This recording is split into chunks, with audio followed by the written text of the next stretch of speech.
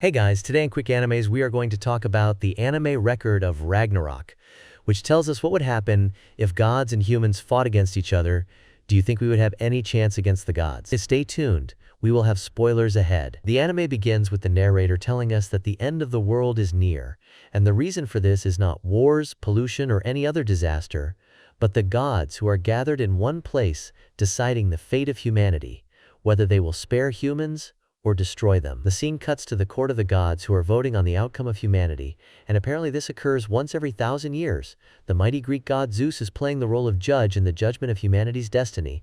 Participating in the judgment we see various gods of various different beliefs and religions, such as Hermes, Aphrodite, and Shiva. And then Zeus asks a question to the other gods in the place, if they think humanity should be spared or destroyed. The god Shiva answers Zeus, saying that in recent years he has not seen any sign of humanity's regrets or changes, therefore voting against humans. The beautiful goddess Aphrodite agrees with Shiva, saying that in the last millennium, forests have died, lakes and rivers have become increasingly polluted, and several species have become extinct, saying that humanity is a plague, and that if the gods do nothing, the humans will destroy the planet. The situation inside the tribunal gets very ugly for humans, with several gods agreeing with these arguments and voting yes to this outcome. Zeus is about to hit the hammer and make this decision official. We hear a scream coming from the audience asking Zeus to wait. It was the voice of the Valkyries called Brunhilde, who was with her little sister Gal. The Valkyrie is not a goddess but a demigoddess. Brunhilde tells the gods that this decision is fair, however she wanted to show the gods mercy and give the humans a chance to prove their worth. Through a battle of humans against gods, the so-called Ragnarok, Brunhilde mentioned that Ragnarok was in the constitution of the gods and should be followed as law. Then the storyteller explains that Ragnarok is a one-on-one battle, involving 13 humans and 13 gods, and the side that reaches 7 victories first wins. If the winners are humanity, they can live for another 1,000 years. The gods and the audience start to make fun of the Valkyries because they think it's impossible for a human to beat a god in a battle, and this law of Ragnarok had never been applied before in history, being there more like an inside joke between the gods. Brunhilde uses the good old irony and asks if the gods are afraid of the humans. And it is commented that this Valkyrie has a lot of courage to talk like that to the gods. Everyone laughs and gets angry, while Zeus ends up accepting with some excitement and says that it will be very interesting to watch this clash of gods and men. The judge leaves Brunhilde the task of choosing the 13 strongest warriors in all of human history. Zeus also reveals that Brunhilde was once human in the past, and maybe that's why she wants to help humanity. The next scene shows the great floating arena of Valhalla, which is already packed with all the gods and the crowd of humans, so we see that Heimdall will be responsible for narrating the battle and introducing the fighters from both sides. He explains to everyone that the dispute only ends when one of the fighters dies, and shortly after that presents the first god to fight, Thor, with his hammer Mjolnir, being described by Heimdall as the most powerful Norse god. Soon we see the representative of the humans, Lubu, a legendary warrior from ancient China, known for being the strongest in the entire history of that country. Before the battle begins, Valkyrie Brunhilde walks through the stands of the place and sees a monk praying to his god, and she tells him that on this occasion the gods are the enemy. Brunhilde maintains a confident posture that they will come out with victory. But his sister Guval is pessimistic and somewhat afraid of what will happen. Lubu arrives in battle mounted on his horse called the Red Hare. The representative of humanity jumps off the horse and summons a spear to face the hammer of Thor. In the arena, Lubu and Thor are facing each other calmly and seeming to be without worries, while the entire audience is impressed with the two warriors, and the battle starts with Lubu going up and launching a strong blow of his spear against the god. Both jump back after the blow, and the storyteller tells us that Thor and Lubu shared a common trait: brute force. These two heavyweights were known to finish their enemies using only one single blow, and everyone is impressed that they are even. Zeus, who watches the box fight, is impressed with the human strength for being able to hit Thor head-on, but is in disbelief in the possibility of the human to win. The brawl is interrupted and a flashback is shown of when the Frost Giants decided to attack Asgard.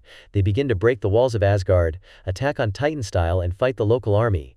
The creatures open up a great advantage against the soldiers, and we see a scene of a giant swallowing and chewing soldiers as if they were gummies. The creatures are about to arrive at the city castle, where there are several people taking refuge inside the place, until calmly walking, without showing any concern, arises Thor to confront the invaders group.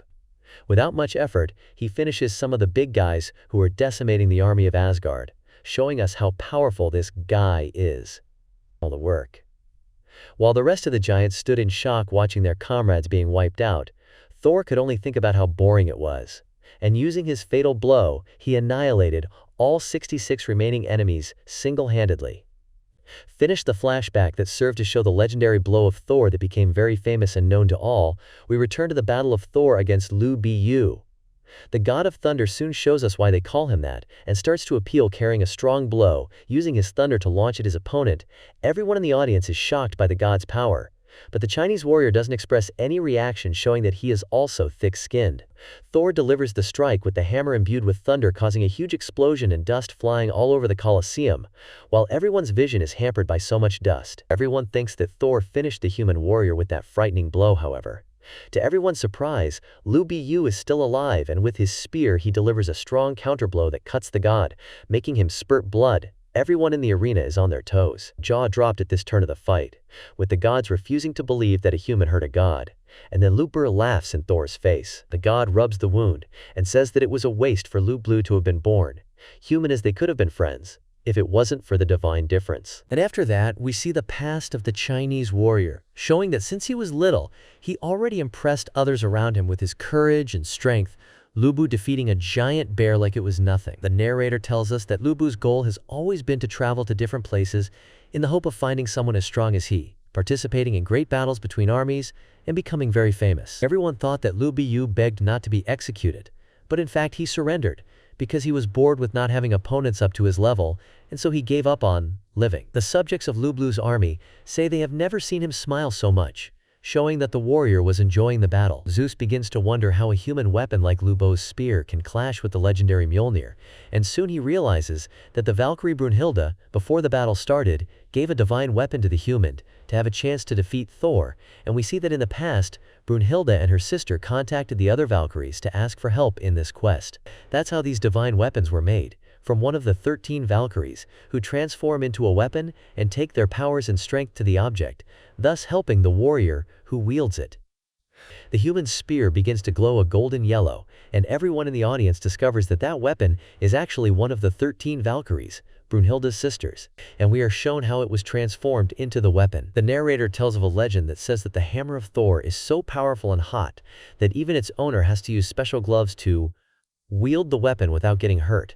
And with a swing of his spear, Bu manages to break one of the gloves of Thor in several pieces, emitting a blue light and leaving all the humans in the arena in euphoria. Hermes, who is by Zeus's side watching the fight, cites that the Valkyries' job was to guide the souls of the best warriors to heaven, to create an army that will serve the gods, and adds that they are rumored to do this, not actually to serve the gods, but to create warriors that rival them.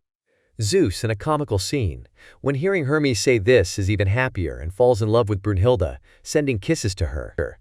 Thor's hammer ends up falling to the ground after the blow, and to everyone's surprise it starts to crack and reveals itself to be a living being, and having a conscience of its own. Zeus reveals that in fact Thor's gloves were to hold his strength and protect the hammer so it doesn't shatter with such force from its wielder, and not to protect Thor, the god removes the second glove he was using and wields the hammer again, and the other gods are surprised to see Thor fighting seriously and seeing him use this skill for the first time.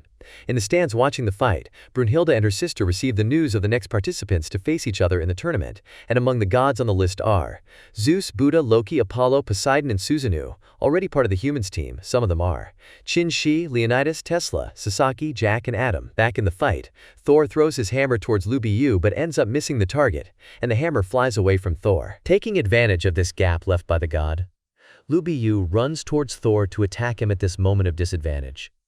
But at the exact moment he is going to strike the blow with the spear, the hammer returns to Thor, saving him from the attack. And everyone discovers that initially that was not an attack, but a way for him to get more speed with the hammer to deliver a fatal blow. And Thor returns to attack, and who was rooting for the human thinks that Bu defended the blow because he was standing, but this time, the god's powerful blow ends up breaking Bu's legs, causing the Chinese warrior to collapse, and complicating his situation and chances of victory. But thanks to the support of the humans who are watching the fight, Bu gets enough motivation to get up and continue with the fight. The warrior climbs on top of his mount to be able to continue fighting even with 2 broken legs, and Zeus comments that the warrior Chinese and his horse were joined as one. Then we see a small scene from Bu's past, where on top of a mountain he practiced his ultimate strike. For several days and nights, breaking several of his spears in the process. And after hundreds of attempts, he tore the clouds in half in the sky and perfected it. Your strongest blow. The warrior starts riding at high speed towards Thor, and both prepare their best attack to decide everything. The collision between the two was so strong that it caused a flash across the Colosseum and impressing everyone who was watching. Right after that, we see that Thor emerged victorious from this confrontation, with Lubiu getting seriously injured and the weapon breaking, causing the Valkyrie that was transformed to die. In his last words, Lubiu says he tried his best and gave everything he had, being finished with a smile on his face for finally having faced a worthy opponent. And the first confrontation ends with the victory of the gods. Who did you think would win this confrontation? Did you get the result right? Tell me in the comments. And don't forget to like the video and subscribe to the channel by activating the bell to receive notifications of the next videos here at Quick Animes.